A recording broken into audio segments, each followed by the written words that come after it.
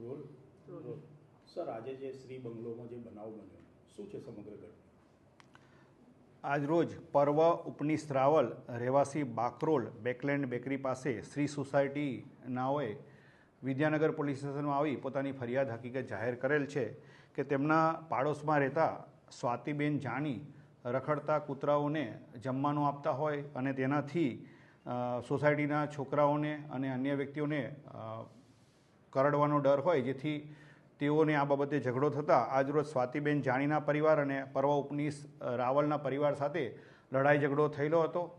તે લડાઈ ઝઘડાની અંદર સ્વાતિબેનના બનેવી હેતલભાઈ, તેમના મિત્ર ઉમંગભાઈ ઇનામદાર નાઓએ બહારથી 8 થી 10 માણસોને બોલાવી અને પર્વ ઉપનીશ રાવલના પપ્પા ઉપનીશભાઈ, તેની પત્ની હિમાનીને લાકડી તથા અન્ય હથિયારોથી તેમની ઉપર જીવલેણ હુમલો કરી મારી નાખવાની ધમકી આપી અને ફ્રેક્ચર કરી અને તેમના મોટરસાઇકલોને નુકસાન કરેલ છે.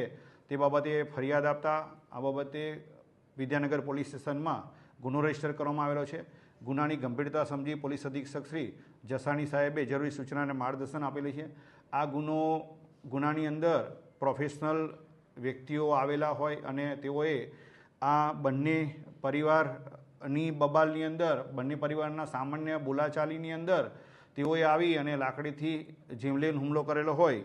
આ આરોપીઓને પકડવા માટે જરૂરી સૂચના આપેલી, જે અનુસંધાને વિદ્યાનગરના પીઆઈ ગોહિલ સાહેબ તથા તેમના સ્ટાફના માણસોએ આ ગુનામાં સંડોવાયેલ 3 આરોપીને હસ્તગત કરેલા છે અને અન્ય આરોપીના નામ નમૂદ કરી અન્ય આરોપીઓને પકડવાની તજવીજ હાથ ધરેલ છે. સર, આ વિડીયોમાં જે દેખાય છે અસામાજિક તત્વો, એ લગભગ મોટાભાગે હિસ્ટ્રી સીટરો છે. અગાઉ પણ એ લોકો ઘણા ગુનામાં પકડાય છે, તો એ બાબતે કંઈ હાલમાં જે ફરિયાદીએ ફરિયાદ આપેલી છે એ ફરિયાદના અનુસંધાને ફરિયાદમાં જે જણાવેલા નામો છે એને આઈડેન્ટિફાઈ કરેલા છે. એ પૈકીના 3 આરોપીઓને નામ નમૂદ થયેલા છે. એ આરોપીઓની પૂછપરછ કરી આ ગુનામાં સંડોવાયેલ અન્ય આરોપીઓ છે એ બાબતે પૂરતા પુરાવા એકત્રિત કરી અને તેના વિરુદ્ધમાં અટક કરીને કાયદેસરની કાર્યવાહી કરવામાં આવશે.